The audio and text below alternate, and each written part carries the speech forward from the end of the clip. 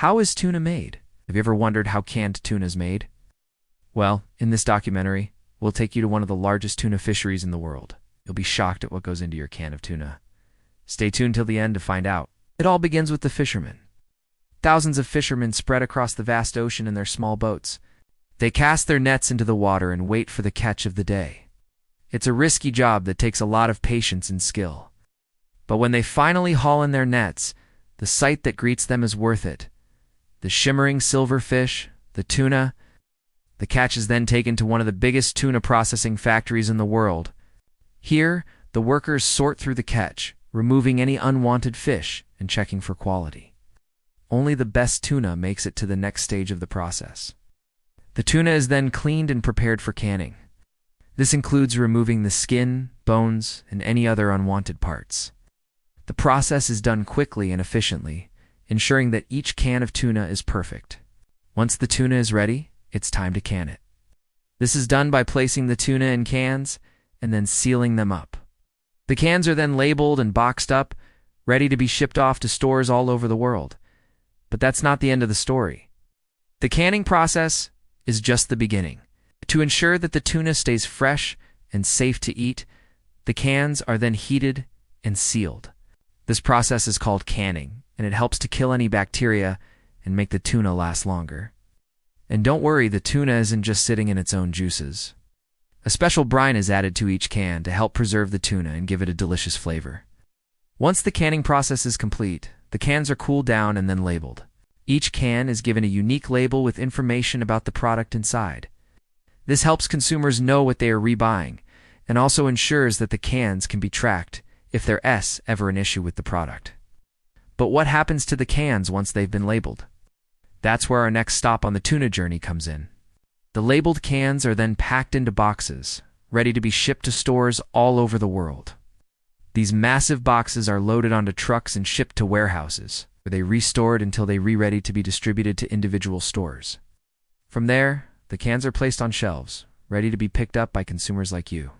So the next time you open a can of tuna, remember the long journey that it took to get there. From the fishermen who caught it to the factory workers who processed it.